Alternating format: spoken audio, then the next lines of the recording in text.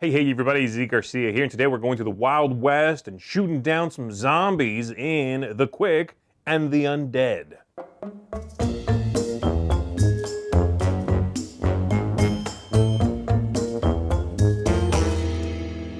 The players are all going to represent different outlaws who are going to ride into town, take out a bunch of zombies, take each other out, and claim some buildings, buy some buildings, get powers from that. You are trying to become the most notorious in the game. And you do that, well, from lots of different things, but if you accomplish so, you are going to be the winner in the game. The game has a bunch of different things going on, a lot of them based on rolling dice and shooting and conserving bullets and all of that other stuff. But we're going to go ahead and take a quick look at it. There's a decent amount going on, so it's a bit of a scattered brain kind of game, so my overview might go that way as well. And then I'll see you on the other side for some final thoughts in this, on this very interesting game. Here we go. The game's going to be played over several rounds, every 3 rounds making up a day with some resetting going on, and the objective of the players is to have the most notoriety, and they're going to get that from collecting the tokens themselves, these right here, taking out the zombies, and they show you how much they're worth, 4 for this one, 5 notoriety for this one, or controlling buildings. So all 3 of those things will get you some. You also earn 1 when you take someone out in a duel or something like that, and that you just take one of these tokens, okay? So here's the way it works. We're going to give this to someone, so I'll give it to the player right here in the center, and everybody has their own player board here, tracking the bullets they have. They have their characters, they have a die, and they have this token here. At the beginning of the game, everyone picks any 3 things they want to begin with, and you can take it however you want to among the bullets, the gold coins, and notoriety itself. So this player has 3 bullets, this one took 2 bullets and a coin, this one took 1 of each. So 1 notoriety, 1 coin, 1 bullet there. Everybody is going to simultaneously at the beginning of the first round there, pick where they want to go in town. And you pick a number on the die, and then everyone will simultaneously reveal that number. The locations are numbered here on the board, 8, 7, 6, 5, 4, 3, 2, 3, and 2. If you pick 1, it will allow you to go anywhere that no one else went. But if multiple players pick 1, well, you skip the round. You lose out on taking a turn that round, all right? So everyone will do this simultaneously. They will reveal it, they will go to that location, and they will take some action in that location. Once everyone's done, we will go to the next round. And after 3 rounds, then we will wrap up the day, and players will take back their characters, and they can start going to the places they have been again. Because if once I go to 8 and I lay down my character there, I cannot go there again during the same day, i.e. these 3 rounds. All right? So let's go ahead and do that. Let's say this player goes to, again, this is all secret. This player goes to 6. This player is going to go to 8. And this player is going to go to 2. We all lift up our hands, and then we take one of our characters and place it there. If multiple people went to the same place, there will be a duel, and we will come back around to that. So there we go, and now these places are triggered in descending order. So number 8 is going to go first. Every location is broken down into 2 parts. The top one being the action you may take, and the bottom being income. So for example, over here at number 8, you can shoot the zombies, or you can intimidate someone at one of these locations. Location 5, 4, 3, or 2.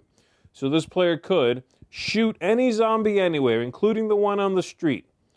Or they could intimidate, say, that player. Not number 6, it's not listed, but number 2 they could. So let me talk you through the different things. They are those 2. There's also this symbol here, which means you can attack a zombie much like shooting, but only the one here in the street. There's also this symbol here for stealing from someone else, in this case a bullet, sometimes a notoriety, sometimes money, okay? And then the intimidation thing, which I already talked about. So that's pretty much it. Take out a zombie, intimidate someone, or steal something from them. So let's start with intimidation. Let's say this player wants to intimidate this player here. They have a choice. They can give me two things of their choosing, any two things they want. And again, the three things that are types of goods are notoriety, money, bullets. If they don't want to do that, then I get to shoot them. And this player will take a one-shot roll at them. If I hit, they are gone. I'm going to put them over here in the cemetery. I will get 1 notoriety for that, and they will bring out a new zombie from this pile and put it anywhere. If I miss, then they're good. All right. The other option then over here would be shooting zombies, and let's talk about that. I'm going to pick a zombie anywhere I want. So I'm going to go with, let's say, this one. Okay. All the zombies have across the top the spots that they are vulnerable in, and they're basically numbered. So this one is worth 4 notoriety, and it's vulnerable at 3, 5, and 7, as shown right there. If I take a look at my bullets, I have a bullet loaded and ready to go at number 7. So I would roll, and I get a 4. I miss on a 4. But if I'm shooting a zombie, I'm just going to keep on shooting until I choose to stop, or I miss twice on the same number. All right, so I'm just going, crazy, pulling back the hammer. So I remove this 4 from here because I just shot and it does not hit. If it was a bullet, in this case it's not, it's just the casing. But if it was the bullet, I would still lose it. And I get to keep going if I want to. I'm going to roll again. That's a 5. That's still not a hit. I would lose that. I would roll again. That's a 7. I have a bullet in 7. He gets hurt on 7. Bam, I got him. So this one's spent. And I'm going to bank this zombie and the 4 that it's worth. So I'll keep that, and these all go back onto my board, spent. I am out of bullets. And now I get to do this income part. So the income is any one of those things. I'll probably take the bullet because I'm defenseless, so I can flip back any one of them. Once I'm done at 8, then anyone here at 7 would go. Then anyone here at 6 would go. In this case, this player can steal a bullet or attack this zombie right here, the same exact way I just showed you. Let's have them steal a bullet instead. So they're going to steal a bullet from this player over here. When you do that, you flip one face down, one of theirs, and you flip any one of yours face up. Then income. In this case, it's either 1 coin or notoriety. They're going to take that. They'll take the notoriety. And they're done. And then no one else till we get down here to 2. They get to steal 1 notoriety, so they're going to take it from this player over here. And then the income is 2 money and 2 notoriety, so they're going to do that. 2 and 2. And that, now that everybody's gone, is the end of the round. Everyone will lie down their figure. We will pass this along to the next player. Make sure that the 2 is at the top, so we know that we're on the second round of the day. And we will all select again. Now, if 2 players now for this second round, let's say we do that, and this player goes, let's say, yeah, let's do this, okay? This player's going to go there, and this one is going to go to, I don't know, 3, let's say. There we go. We reveal all of that, and the players will put their token where it goes. So this player picked 4, this one also picked 4, and this player picked 3. I'll remind you, you cannot go somewhere where you've been. This player can't pick 8 again. And then we go through them. When we get to 4, there's going to be a duel there because 2 players went there. And the players are going to shoot at each other 1 time. That's it. If no one dies, they both get to take the actions. But if someone gets shot, because the number is rolled that has a bullet in it, then they are sent up here once again. Graveyard, player gets a notoriety, we bring out a new zombie. So here we go. These 2 players are going to shoot at each other. This one shoots, rolled a 3. 3 is empty. This player rolls, they got an 8. Well, 8 is not on the board, as you can see. 8 could be a critical hit if this is face up. And so this player will make this a critical hit. They are going to hit the other player without spending a bullet, in fact. But then you have to flip this over to this side, and now you're vulnerable to a critical miss. If you ever roll a 1, oof, you are done. You knock yourself out instead. So they will win, sending this player up here, getting 1 notoriety, and allowing that player to draw a new zombie and put it anywhere they want. So they might put it at this building. Buildings can have multiples of these, so that's fine. All right, so there we go. That's done, and then that player will actually take their turn. So, you can intimidate someone or attack this fella right here. And then the income for this one's great. It's 1 of each. Now, you'll notice this little symbol right here next to all the locations. And what that means is, once you're done taking your actions there and you're done getting your income, you get to buy a building if you want to. All these buildings all around town. But you cannot do that while there are any zombies in the street. So none of these players have really been able to do that. But assuming I was able to attack this one, I was able to take it out. Let's say I got really lucky. I only have the 1 bullet, but it wouldn't even matter. This player doesn't get hit on a 5. The zombie doesn't get hit on a 5. But let's assume it's not there. Then I could buy a building. I could pay the money for a building, and I could buy one. So that one down there, for example, this one costs 3. I could spend 1, 2, 3, and move this figure to it. If there's a token on there, I'm going to gain it. In this case, a bullet, so I just can set that aside and flip one face up for myself, all right? And then that building's going to give me some special ability. Sometimes it's an ongoing special ability. Sometimes it's every round. At the beginning of the round, you do something. So that one, for instance, at the beginning of every round from now on, as long as it's my building, I'll roll. And based on what I roll, I'm going to get a coin, or I'm going to get a bullet, or a notoriety. Now, somebody else could show up in that building, though. They could pay and show up, and in fact, they pay less. And then we fight, unless I just say, you know what, I'm leaving. I don't want to get shot. I'm just walking out. You can have the building. Controlling that building at the end of the game, it will be worth notoriety points, as indicated right there on the building. All right?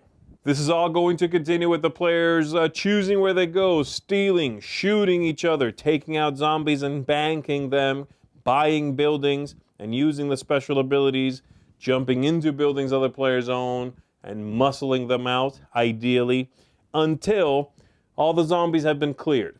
Not necessarily from this pile, just from the board, okay? If that happens at the end of any one round, then the very next round is the last one, even if new zombies show up. And that could happen extremely quickly, by the way, with a 3-player game especially. Like, whoa, wait, that's it? We're finishing? Sometimes it happens a little too quickly. But then we're going to finish out that round, and then you'll figure out your score. And again, it's buildings, zombies, and these tokens here. And you see who the winner is. And if there's a tie, well, you just shoot each other until somebody's dead. That works too. So there you go. There's also the idea I should talk about being able to go over here with any face. Before players reveal, you can just ask, hey, does anybody want to go, buy new characters? You can say, okay, yeah, I'm going to do that. And you just put your die there no matter what it was, and you can spend notoriety or a couple of bucks and get a new character. You can buy one back so that you have enough of them to take actions, to take your 3 actions per day. Because if you ever had 2 of these, well, you're going to be skipping an action, all right? Once these 2 in reserve are gone and you want to buy more, you can still buy them. You just take them out of the graveyard here and, they're back. That's fine. So that's pretty much how the game goes. Lots of rolling dice and shooting each other and craziness happening until it's over and you see who the winner is, all right? Let's go back up top. Let me tell you what I think of it. All right, so that is the Quick and the Undead. I have to say, I'm going to tell you right now, I'm not a big fan of the game, okay? But I meant it when I said that I thought this was a very interesting game because this is a game, a design, a whole package that seems completely uncaring in what you think of it. And I respect that. I think that's very interesting. It's very brave. It's the kind of game that is very unpopular to make. It's a game that has just gallons of luck, that feels stubbornly old school. And that's interesting. I like to see that kind of thing being made because it's so different from the usual game that is made these days. Does that mean it's a good game? Well, for some people, and I think for some folks, they're really going to like what this game does because it's going to feel rambunctious and different and like it bucks a trend of everything has to be balanced, and everything needs to not have so much luck in it. And this game just says, I don't care what you think. This is what I am. That's interesting. But let's break it down, shall we? Because again, I don't necessarily like the game that much, but hopefully when it comes down to the end of it, you're not going to care what my number is as much as you're going to care whether you think it's something for you. All right? So from the top, the theme. I love the theme in this game. In fact, this theme of Western meets zombies is one of my favorite themes just for anything. And I think it's very cool. I love that zombies are going to shuffle into these buildings. You're trying to clear them out. There's some in the streets, and you have to deal with them. But also, you just shoot the other outlaws. If they're in your way, if they're in a building you want, and it works for me. I like this theme quite a bit. The aesthetics, I think, are good. I like all the components. I think they look good. I think the iconography is all right, and they do tell you what the buildings do on the back of the rule book here, so I wish they would tell you what the building's called or number the building, because I just have to find the thing based on the little drawing. So I'm like, oh, the bank? I need to look for the drawing of a bank. Actually, the bank is the very top one. But my point is still valid, and you have to sort of go, yeah, it's that one. So that's kind of annoying, but usability is not something this one's going to get high marks for. So there you go. But it's from the aesthetics point of view, it's cool. Everything looks neat and immersive. Now, replay value, I think is okay. There's a nice variety of buildings. You're definitely not going to see them all. I like that there are as many as there are. I'd recommend 4 players, maybe more, because I think with 3 or fewer, which is insane, but this is not the kind of game, for fewer than that. But 3 players, because you could not hit each other in the same location, it's much more likely that you will not cross paths. It could happen you clear out the zombies so quickly that the game is underwhelmingly short. I've seen it happen. It sucks. It's like, oh, that's it? That did not work. That seemed like a glitch in the Matrix, and you could get those, okay? So play with more. That's why it's not getting a big thumbs up there. Now, the game arc, I think, in this game is not great, and the main reason for that is because nothing seems to have any permanence in this game.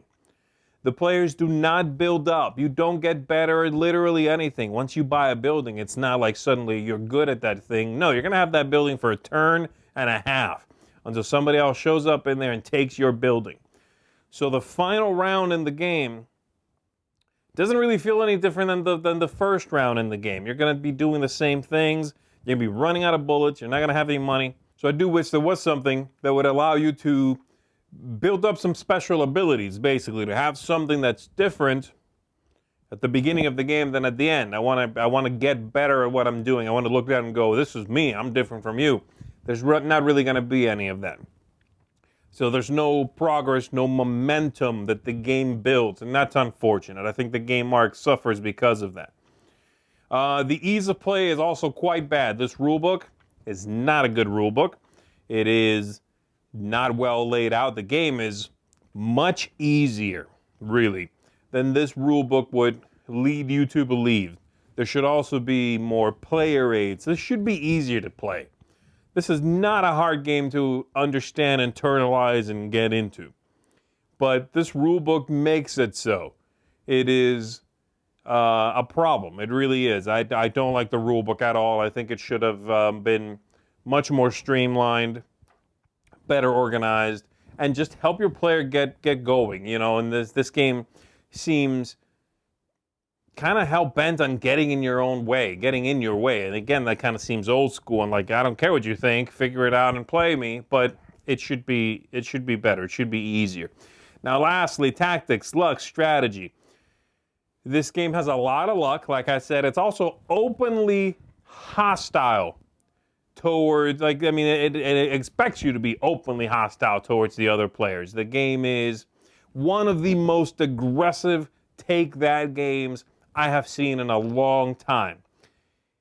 And so much so that, again, it kind of makes me think like, wow. This is like no holds barred. You can steal anything. You can shoot everybody. The game is all about aggressive actions. And from that point of view, I think it's very much going to be for some players, you know? And not just a card take that like, oh, skip your turn. Not that, though that can happen. But I mean literally everything. All the places on the board are about some kind of hostile attack. Sometimes it's not towards another player, but like 80% of the time it is. You're stealing something. You're intimidating someone to leave or give you stuff. You are dueling if you end up in the same place. Everything is about that confrontation. That's not great, but it's kind of respectable. But the flip side of that then is what I was talking about, the game arc, which is nothing has any permanence then, right? That's the problem. Oh, I built up a bunch of money. I just got it stolen. You know, it was just stolen. Oh, I have a building. Now it's no longer my building. Nothing sticks around. At the end of the day, here's what I think of it, okay? And I wrote this down because it's kind of how I felt about it. And this game is kind of like a drunk uncle in board game format. That's sort of how it feels. Is that good? Well, sometimes. But you're just as likely to end up with a lot of laughs and a great story as you're walking away as you are to end up with an abrupt ending and a lot of like annoyed faces and people just grumpy. And that's sort of how it feels. It's very unreliable in what it's going to give you. It's going to give you some in-your-face, action, but that doesn't always mean you're going to end up happy and laughing.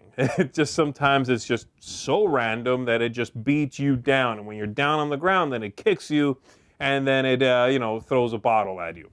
That's the issue. It doesn't reliably tell a good story filled with laughter and filled with a good time. Okay, so that's what I mean by that drunk uncle thing. So for me, this is going to get a 5 out of 10. However, I don't think that number is something for you to focus on.